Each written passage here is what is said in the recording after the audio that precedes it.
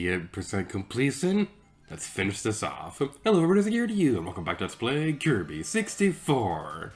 In the previous episode, we got the false ending of the game because we missed a crystal shard that was super easy to reach. But that was intense, no. And in today's video, we unfortunately have our life counter reset because of the way that I did this these last couple of videos. Because you get the credits at the end of the regular false ending thingy, which means that you get booted out of the game. When you get booted out of the game, that means you lose your life counter. I don't like that. I don't like it when games do that. But that's not the important part right now, because the important part right now is that we're going to get the final crystal shard. Woo! And without further ado, wait, what? What? It's supposed to be doing a thing. Hold on a second. Did we miss another crystal shard somewhere that I forgot about? Wait, what? When did we miss this one? Huh? Wait. What? Huh? What? Huh? I showed that one. Huh? Okay, apparently we missed another crystal shard I didn't know about. We're going to go grab that one now. I could have sworn we'd shown that one off.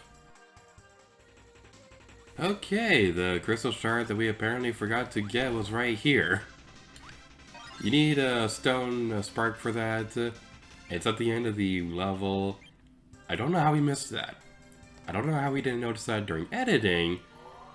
And I don't know. Like, I'm usually pretty observant when it comes to things like that. How did we miss that? But with all the crystal shards now collected, we can see that this has now... Actually, I'm curious. Does this now work against both of the things that it replicates during this? I don't want to waste too much time on that, but I'm genuinely curious about this. Is this will work on both the stone and spark phases? No, I'm bored. I don't want to do that. Well, now we'll be facing Miracle Matter once again, but I'm going to cut ahead because we don't need to see this boss fight a second time. But now you're defeated! Alright! Miracle Matter has been destroyed once again, and now we can move on to the real ending after we get our tomato! Yay, tomatoes! Woo!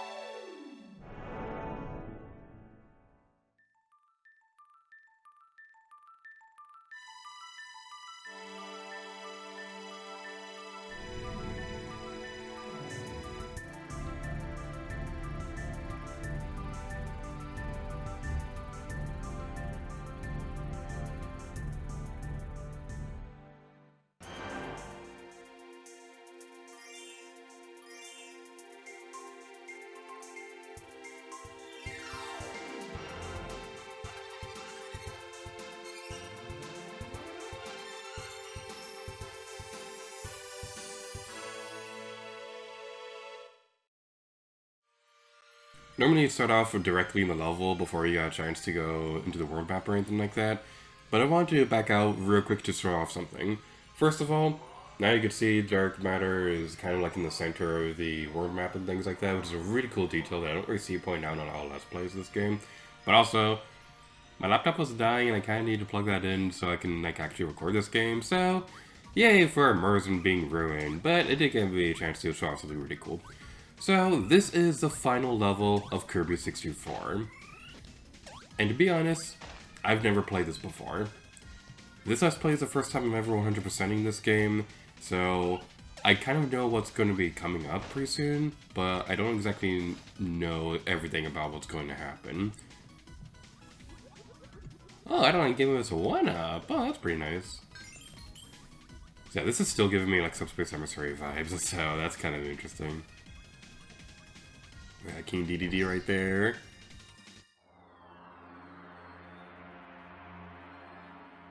And now the final battle has begun, combining the ability of the crystal shards and ribbon. Use the D-pad to fly around and press B to fire. Aim for the eyeball, and you should be okay, just avoid the explosions. So this is kind of like Kid Icarus Uprising, but long before that was ever a thing. And wow, we were taking HP. We're losing a lot of health really quickly. So this boss can be pretty brutal. This is 0-2, a continuation of a final boss that we've seen in the previous Kirby game. I think we covered it on the collab channel. I don't actually remember if it was that final boss or not, but this is a continuation of a final boss from previous Kirby game that I won't mention specifics on out of spoilers for that game.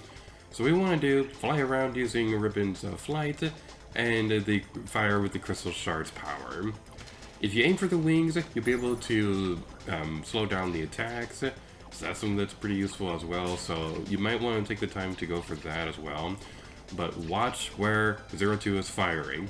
Watch where the explosions are going to be going. You do not want to take damage, because you will rack up a lot of damage very quickly in this if you're not careful. Alright, come on. Your halos appeared again. Come on, come on, come on, come on, come on, come on, come on. Okay. And then after that, your tentacle will appear, and that's going to be your weak point. I don't actually know what that's supposed to be, because like, it kind of looks like a cactus, but I think it's supposed to be like a tail or a tentacle or something like that. Bottom line is, that's the weakness. Okay, we got this. Okay. Okay, we can do this. Let's watch where you're firing at. I'll try firing at and continue aiming for the eyeball. This is my first time ever facing this boss fight, so I do have notes giving me tips on this, but this is my first time actually fighting it. It's very different experience reading about something compared to actually playing the game, so this is going to be kind of an interesting experience. Okay, keep firing for the arrow, keep going for the halo, okay. Whew, okay, this is very nerve-wracking, but we can do this. This is honestly like a really cool design for a final boss. It kind of reminds me of something you'd see in like a Sonic the Hedgehog game, back when the final bosses in those games were actually interesting and not a repeat of Sonic Colors boss over and over again. Like seriously, they used that design like 3 times already now, so I'm kind of hoping they go something a little bit more original in the next one. Okay. No, okay, never mind. Okay. Whew. Alright, we can do this. This is honestly very nerve-wracking. I'm honestly really excited because this is a pretty interesting final boss. I love the design for this, and just, man, this reminds me of Kid Icarus Uprising. Anything that reminds me of that game is automatically a good thing. Okay, we can do this. And also the background is also really cool. Aim for the halo, aim for the halo. We could also aim for the wings as well, like I said earlier. That would slow down 0-2. I'm not entirely sure how helpful it actually be, though, because we're not doing too bad in this run. Continuously aim for that and avoid the tentacle ink thing. Just giving me Splatoon flashbacks. Okay, you're almost destroyed. You're almost destroyed. Come on, come on, come on, come on, come on, come on, come on, come on, come on, come on, come on, come on. Oh, crap, oh, crap, oh, crap, oh, crap, oh, crap, oh, crap. Okay, this was going so well, but then I started tanking hits because I thought we'd be able to do it sooner. Oh, crap. I am legitimately nervous now. I'm kind of tempted to set a restart point, but then that'd kill the tension of this boss fight, so I'm not going to do that. Okay. Come on, come on, come on, come on, come on, come on, come on, come on, come on. Come on, come on, come on, come on. These are the noises that I make when I get nervous. Otherwise known as my Splatoon noises. This is the second time I'm referencing Splatoon in this Let's Play radio thingy. Okay, come on, come on, come on, come on. Button mash, button mash, button mash, button mash, button mash, button mash, button mash, button mash, button mash, button mash, button mash, come on. Come on, come on, come on, come on, come on, come on. Yes! Yes! Yes! Oh, we did it! We did it!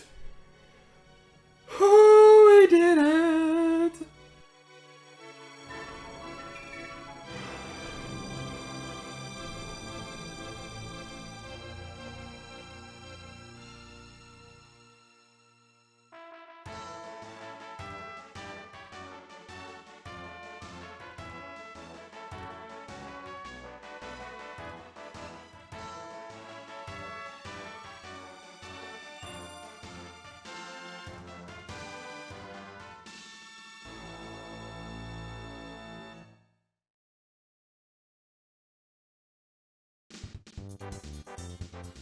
And that was Lady Gear to use Let's Play of Kirby 64 The Crystal Shards. So you can see from the credits compared to the previous episode that after you complete the 100% ending, the credits are actually colored in. That's a pretty cute little detail. So, thoughts on the Let's Play. I gotta be honest, there were points during the series where I kind of thought it wasn't going too well, because there were a couple videos that I had to re-record because they just weren't going smoothly and things like that. And this was also a bit more of a complicated project to record than I anticipated. I remember this being a pretty simple game, but going for 100% completion is a very different story. And that's what's really nice about Kirby games, because they're kind of like, it's kind of like the one series where you can really say it is made for everyone. It's great for casual players to play through normally, but it's great for hardcore players who want more of a challenge to go for 100% completion. It's a really good game. I love Kirby 64. Now, I do stand by my opinion that I think this is my favorite Kirby game, but with Kirby and the Forgotten Land coming out recently, that might change. I played the demo and it was really impressive, so who knows? Now, there will be a bonus video showcasing some of the mini-games at the sound test and whatever capabilities we didn't show off during the main adventure that will be uploaded pretty soon. So we'll have some more Kirby goodness on the channel in due time. And there are a couple other Kirby games I would like to make Let's Plays on in the future. It's probably going to be a little while though, because I don't want to have too many games from the same series back to back. But that's everything about Kirby 64 The Crystal Shards. So there will be a new Let's Play going on the channel pretty soon, but as I mentioned earlier this year, we'll be focusing on one game at a time going forward, so we won't really have a whole lot of instances where there's multiple projects ongoing. That said, Breath of the Wild will be uploaded on a when it's done schedule alongside the rest of the Let's Plays this year. So thank you all so much for watching this Let's Play of Kirby 64 The Crystal Shards, and until next time, Lady Gear to you. Man, it just feels so nice having 100% completion on this now.